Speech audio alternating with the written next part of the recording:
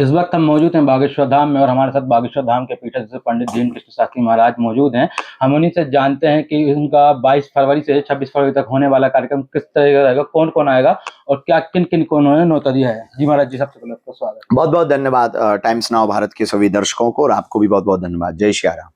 जी महाराज जी, कौन-कौन आ रहा है, किस तरह का कार्यक्रम है, इतना बड़ा महाकुंभ हो रहा है, किस तरीके का है? इस छठवां कन्या विवाह उत्सव 22 से 26 फरवरी तक का एक बहुत विशाल उत्सव है, और भारत के इतिहास में एक अनूठी बात ये होने वाली है कि अभी तक आपने अस्पतालों में मंदिर देखे थे, अब मंदिर में अस्पताल होगा, जो सामाजिक सरोकार के लिए, सामाजिकता के लिए सबसे बड़ा समाज के कल्याण के लिए सबसे बड़ा महायज्ञ है।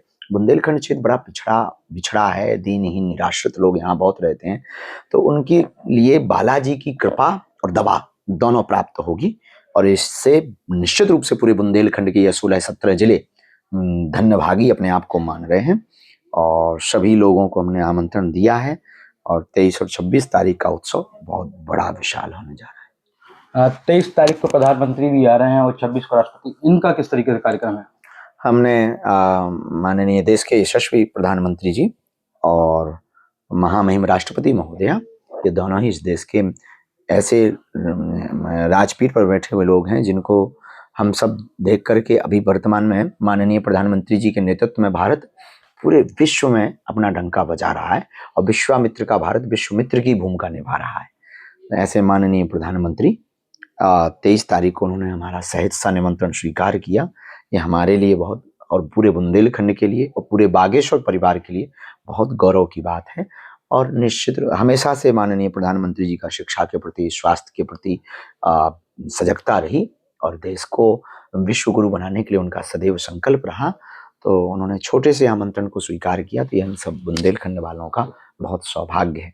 उसी में 26 फरवरी को जो 251 निराश्रित, दीनहीन, मातृ पितृहीन सामूहिक कन्या विवाह उत्सव है, उनमें उस उत्सव में उन बेटियों का जिनका कोई नहीं है, उन बेटियों के पीले हाथ करवाए जाएंगे, लेकिन उन बेटियों को आशीर्वाद देने के लिए देश की प्रथम नागरिका महामहिम राष्ट्रपति महोदया उन बेटियों को आशीर्वाद देने आ रही हैं। तो ये बड़ा संदेशा पूरे भारत में जाएगा कि भारत के मंदिरों की दान पेटियां अगर इसी प्रकार बेटियों के लिए खोली जाएंगी तो भारत विश्व गुरु बनते देर नहीं लगेगी।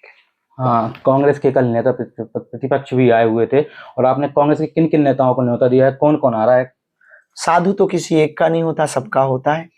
तो नेता प्रतिपक्ष श्री उमंग सिंह जी हमारे बहुत प्रिय हैं, सभी पार्टियों के जो लोग हैं वो हमारे सब प्रिय हैं।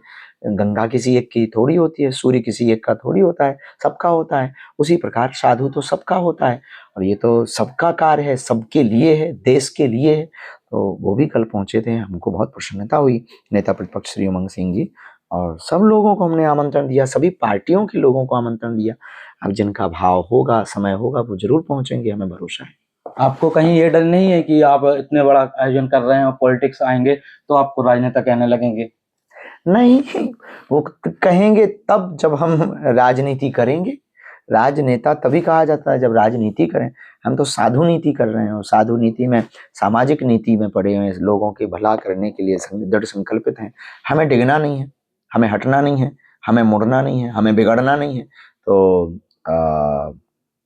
हमें छिन्नोपि चंदनम तरु गंधम न जाहति, जैसे चंदन कट जाने पर भी अपनी सुगंध नहीं छोड़ता, वैसे ही हमें अपनी आदत नहीं छोड़नी है अध्यात्म परंपरा की। तो हमें बिल्कुल भी डर नहीं लगता है। किसी को हमसे डर लग जाए कि कहीं वो बाबा ना बन जाए, वो बात अलग है।